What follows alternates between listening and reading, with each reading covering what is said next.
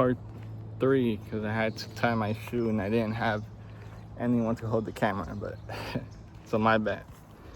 So this is part 3. So yeah, like I was saying in the last video,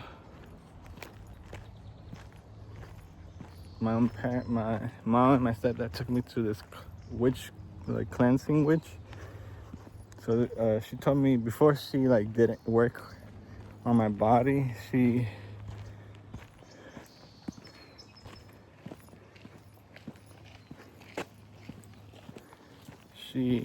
asked me to drink this tea, but the tea it's not any ordinary tea, you get me?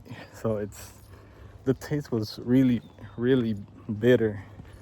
In the cup, it was like probably from here to like that big.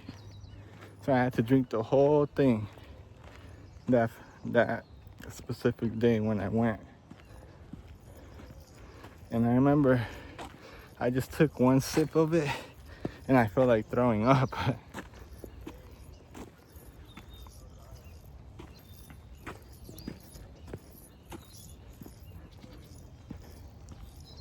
And